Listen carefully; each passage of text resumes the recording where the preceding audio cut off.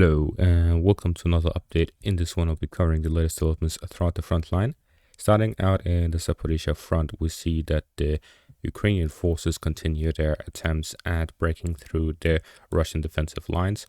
We see this by geolocated images and videos of Ukrainian forces fighting in the trenches west of Verbove, and the Russian artillery and FPV drones flying towards their positions, trying to prevent them from capturing the trench. So we see the Ukrainian forces continuously pressure Verbove and the trenches to the west of it, while the Russian forces try their best to hold their positions, which has worked very well for them, considering they have been able to hold the trenches for over a month of fighting. We see the first passing through the main line of defense was the 3rd of September. That is almost exactly 1 month ago. So the Ukrainian forces have spent a month trying to break through and capture the Russian trenches west of Verbove, and so far have been partially successful. So the Ukrainian forces continuously attempt to capture these positions by launching smaller groups of 3 to 5 people during the night time towards these positions, trying to capture them and advance through them, while the Russian forces mainly use artillery to face them rather than their own soldiers. We've also seen videos of infantry fighting vehicles and other armored vehicles of the Russian side trying to confront the Ukrainian forces whenever they get too close to Verbove. So generally, the Russian forces seems to be active in this direction and have enough forces and supplies to hold back the Ukrainian forces despite their attempts at capturing these positions. So what we're seeing is that there's this continuous grind here by the Robotyne Verbove area as the Ukrainian forces continuously attempt to advance, but have not been able to advance since the 23rd of September. So this is over a week ago. And with this information, we see that the Ukrainian offensive is currently under heavy pressure, as there is no sign that the Ukrainians will manage to actually complete and break through the Russian defensive line. Although we haven't seen any sort of main push on the Ukrainian side, it seems more and more unlikely that that is even possible for the Ukrainian forces as the days go by.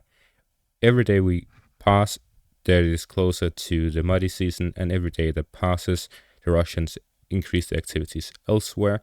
In the latest reports, we see that the Ukrainian forces actually managed to advance slightly here to the south of Marinka in the direction of the northeast of Novomikhailivka. So this is good news for the Ukrainian forces. At the same time, the Russian forces reply by doing some activities here to the north in the direction of Pobieda. They try to match the Ukrainian activity with some of their own to try to pressure the Ukrainian forces. We've also recently received reports of the Russian forces increasing the activity around Avdiivka in the direction of the north of Opetne and west of Krasnoarivka. This is likely an attempt for the Russian forces to draw Ukrainian forces from elsewhere to these positions to prevent further reinforcements to the southern front, allowing the Russians to have a better opportunity to hold back this offensive. The Ukrainian forces, if they want to launch a main push, need to concentrate a lot of forces. They do not just need to concentrate their forces to break through the Russian defensive lines and reach the Azov Sea. They also need enough forces to hold the sides, the flanks of this operation. They also need to send further forces to occupy the zones and so much more. So they generally need a lot of forces. So the more forces that are sent from the rear, from the strategic reserve to other positions rather than the southern front, then the successful offensive of the Ukrainian forces becomes ever so less likely. So the general situation is that the Russian forces is pressuring the Ukrainian forces, not launching offensives, but just pressuring them across the whole northern front, all the way from Volodar to the Kharkiv front. All of these areas, we see a lot of Russian artillery and small-scale offensive operations where they launch small attacks, counterattacks, and other operations to try and pressure the Ukrainian forces. We have seen them destroy the bridges by the Oskar River line and conduct some offensive operations by Sinkivka, as well as by Kazimivka and here down south by the Serebrets River. So the Russian forces have been doing some operations here. We've also seen some fighting by the Serebrenki forest area and by the Liman direction. So the Russian forces are doing a lot of pressure in the northern parts. As for the Bakhmut direction, we have seen them recently do some activities by Vesele and Orihovo-Vasilivka with the re-emergence of Wagner former Wagner forces in this direction, trying to increase the strength of the Russian forces and conduct some operations here. At the same time, we are seeing them now doing activities by Avdiivka, both to the south and north of it, and to the south of Marinka. All of these combine to a lot of forces on the Ukrainian side having to be committed to this. Of course, the Russian forces would also need to send further forces, but according to the reports, it seems that the Russian forces have numerical superiority in this area, so they have an easier time to allocate a large enough force in the southern front, while at the same time they are mostly on the defensive across the whole front.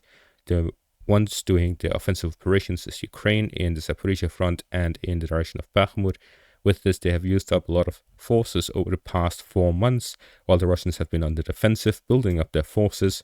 So this advantage in forces has just increased since the start of the offensive. This is how the Russians have enough leg room to essentially spread out their forces and pressure the Ukrainians on the whole front rather than just parts of it, allowing them to spread out the Ukrainian forces, because they need to match this pressure, otherwise the Russians would get an opportunity for an offensive, and therefore they have to use and commit less forces to the southern front, and as such they will not be able to launch a main offensive.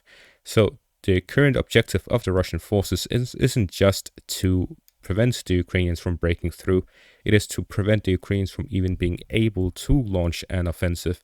And the reason for this is that if the Ukrainians cannot launch an offensive, then there's no risk involved for the Russian forces. If the Ukrainians launch the offensive, then there's always the possibility that they are able to break through and capture positions. And that is what the Russians want to avoid at all costs.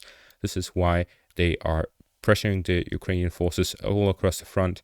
And we are reaching a critical point in the Ukrainian offensive, because will the Ukrainians still be able to commit enough forces to actually attempt a breakthrough here by Verbove, or will they end up draining all of their forces across the whole front, doing all of these probing attacks over the past 4 months, and in the end not actually achieving much success across the front? So this means with the current developments, whether or not the Russians are able to commit enough forces to actually pressure the Ukrainians enough for them to relocate their forces from other directions to these other parts of the front, allowing them to actually thin out the amount of Ukrainian forces in the south, allowing them to then commit other forces in other directions.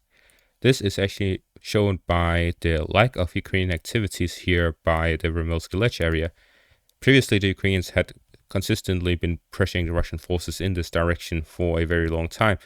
But over the past few weeks, there's been no movement whatsoever, ever since the Ukrainian failed assault at Novomayorsk.